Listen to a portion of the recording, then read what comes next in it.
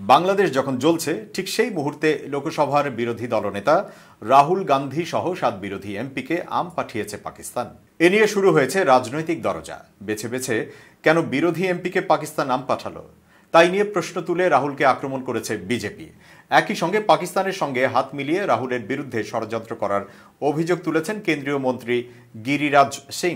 পাকিস্তানের দূতাবাসের পক্ষ থেকে রাজ্যসভার এমপি কপিল সিবাল, তিরুবনন্তপুরমের কংগ্রেস এমপি শশী থারুর, সমাজবাদী পার্টির এমপি মহিবুল্লাহ নদভি, জিয়াউর রহমান বার্গ এবং ইকরা হাসান ও গাজীপুরের এমপি আফজাল আনসারিকে আম পাঠানো হয়েছে। এ নিয়ে রাহুলকে আক্রমণ করে গিরিরাজ বলেন, কিছুদিন আগে রাহুল গান্ধী বলেছিলেন তিনি নাকি উত্তরপ্রদেশের আম পছন্দ করেন না। পাকিস্তান দূতাবাস এখন রাহুল গান্ধীকে আম পাঠিয়েছে, তাই এখন রাহুলের বলা উচিত তিনি আর কি কি জিনিস পছন্দ করেন না। এরপরেই প্রধানমন্ত্রী মোদীকে ক্ষমতা থেকে সরিয়ে দেওয়ার জন্য রাহুল পাকিস্তানের সাহায্য পাওয়ার চেষ্টা করছেন বলে অভিযোগ তুলেছেন গিরিরাজ। তিনি বলেন, রাহুল গান্ধীর বলা উচিত তিনি মোদীকে সরানোর জন্য পাকিস্তানের কাছে কিছু চেয়েছেন কিনা। বিজেপির এমপি অনুরাগ ঠাকুরও বিষয়টি নিয়ে রাহুলকে কটাক্ষ করেছেন।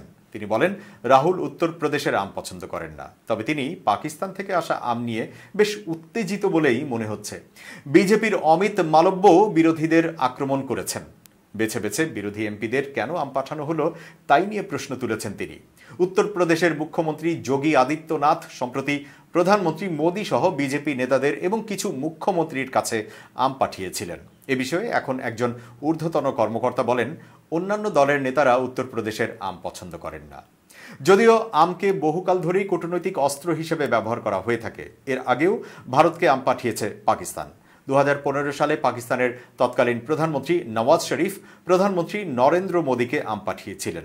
মোদী ছাড়াও তৎকালীন রাষ্ট্রপতি প্রণব মুখোপাধ্যায় এবং কংগ্রেস সভাপতি সোনিয়া গান্ধীকেও আম পাঠিয়েছিল পাকিস্তান।